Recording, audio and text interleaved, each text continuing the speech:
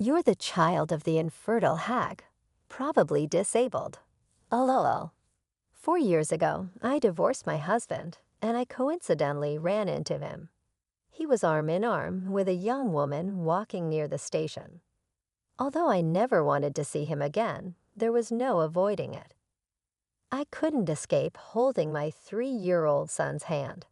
Is that my kid? I told you not to have it, but you did. It's none of your business anymore, right? Certainly not. I don't plan on acknowledging him as my child.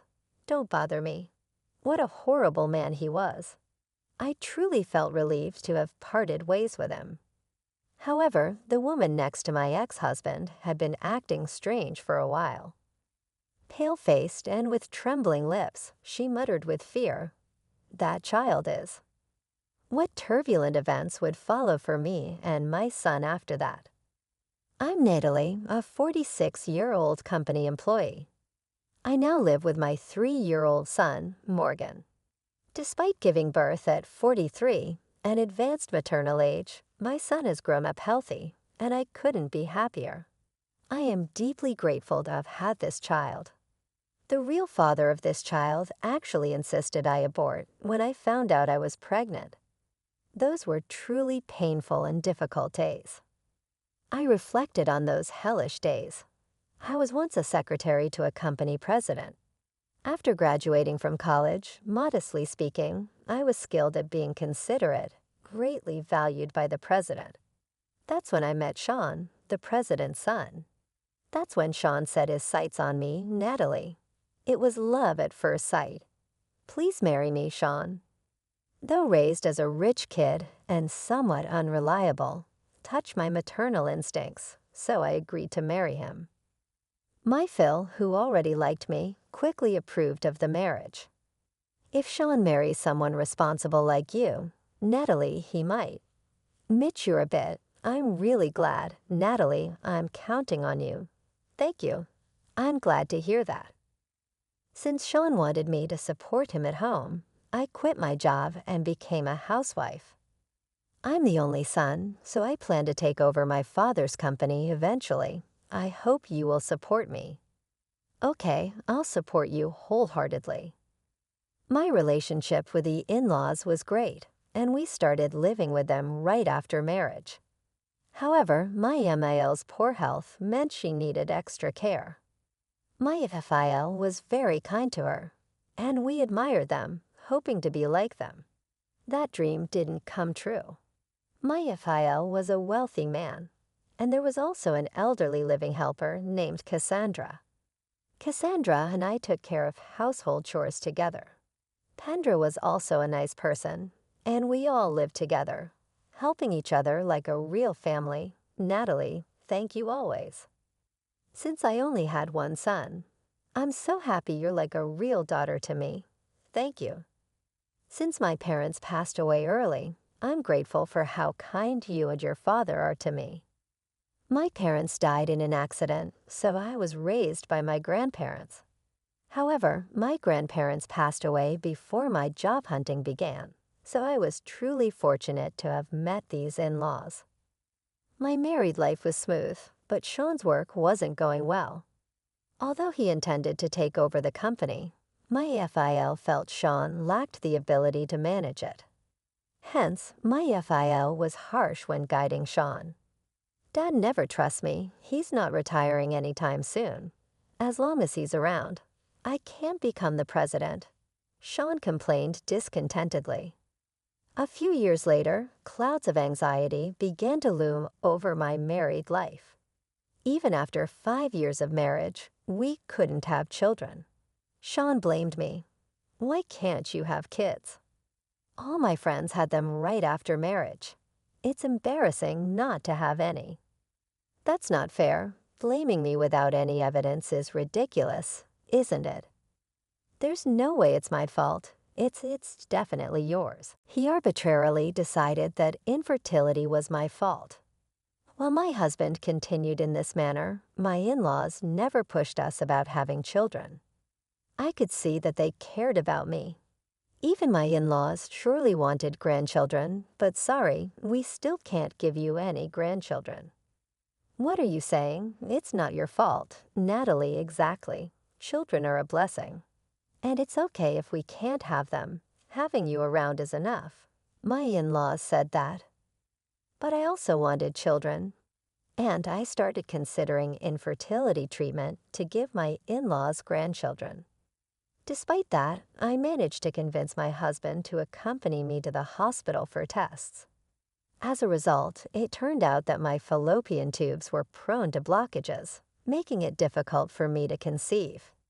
See, it turns out it was your fault after all. Marrying you was a mistake. I feel like I got the short end of this stick. It's just so frustrating. My husband blamed me, but it turned out he also had difficulties conceiving. We found out that he had a low sperm count and poor sperm motility. What? No way. However, since it wasn't impossible for us to conceive, the doctor advised us to continue treatment.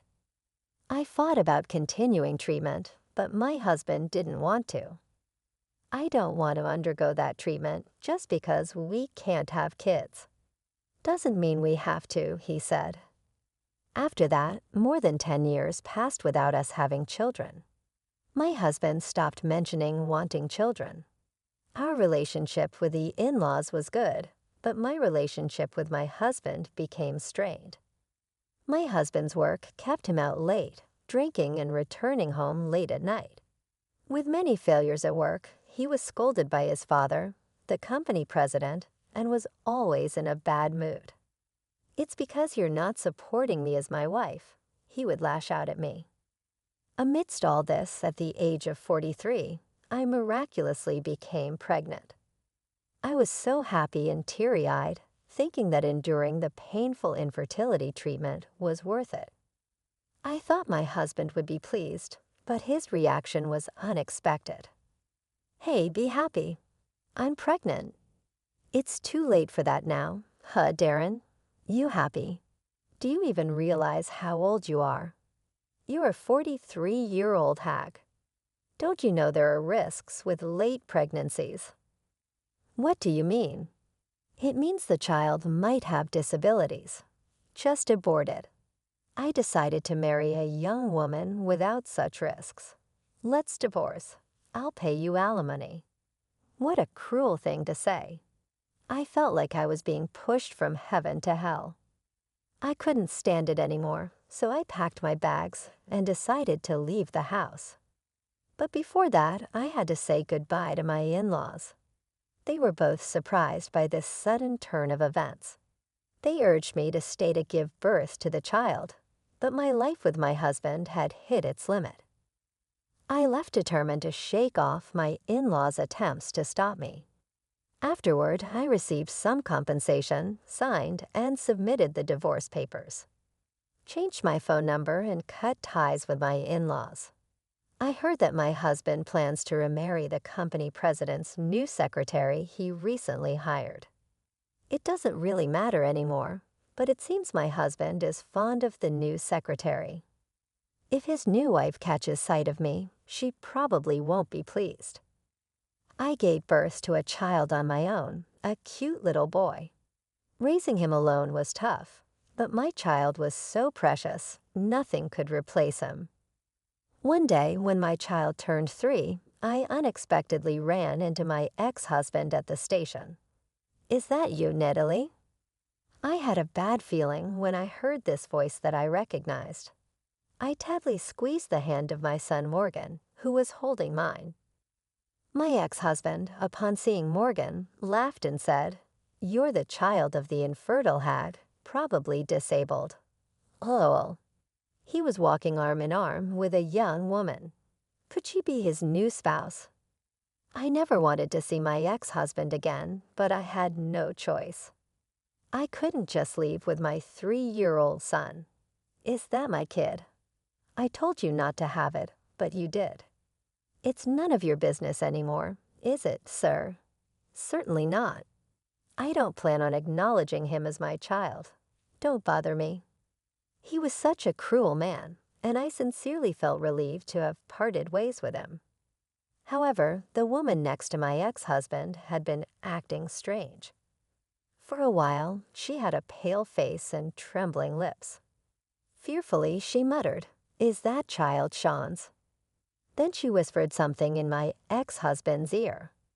I couldn't hear her well, but faintly caught the words Phil's fortune.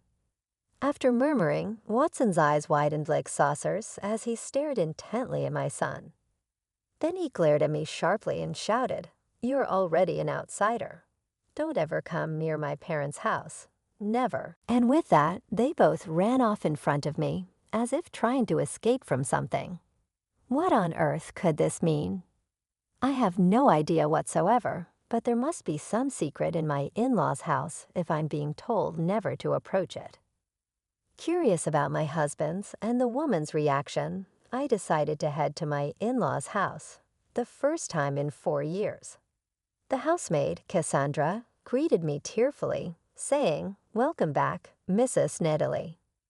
My mill passed away 2 years ago, and my Phil is set to be bedridden due to illness. Upon seeing me, suddenly my Phil was delighted. However, he looked worn out, with a pale complexion, and seemed quite unwell. "Natalie, it's good of you to come. I've been searching for you for so long. Father, it's been a while. I apologize for not keeping in touch. Who's this child?" "This is Morgan. He'll be 3 years old soon." "You gave birth to Sean's child?" I nodded in agreement. My Phil affectionately patted Morgan's head. Then he handed me a certain business card, instructing me to go to this place. It was the lawyer my Phil was close to. Following my Phil's instructions, I visited the lawyer and was shocked by the truth. 2 months later, I received a call from the housemaid Cassandra from my in-laws' house. My Phil had passed away. She also told me something intriguing. 3 days later, dressed in mourning attire, I headed to the funeral hall with my son. The funeral was already underway, with my ex-husband giving the eulogy. The young woman I had met recently was by his side.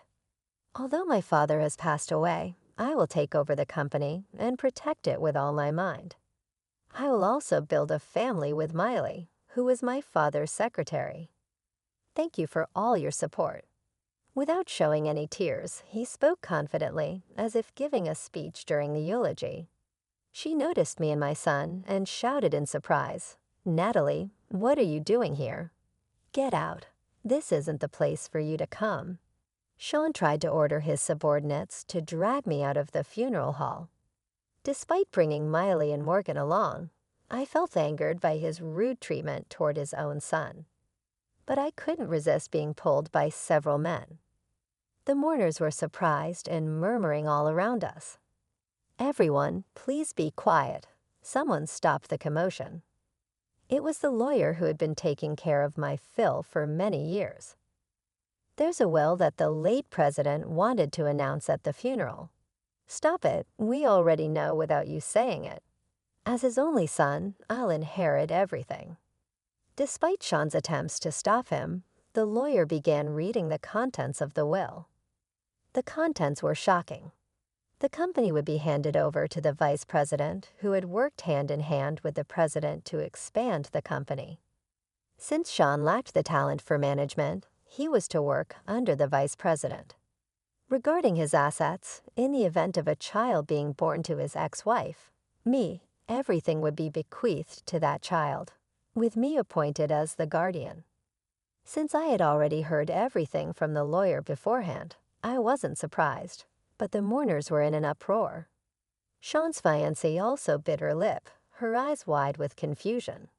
She had been the secretary to my father-in-law, so she seemed to have known the contents of the will somehow. That's why she was surprised when she first saw Morgan, thinking that he would inherit the assets. What will happen to me? "It doesn't concern someone who's going to end up behind bars," Sean said. "Huh? What are you talking about?" I know why my Phil suddenly fell. She stared at me with a pale face. He glared at me with a fierce look. In fact, I had heard from the housemaid Cassandra.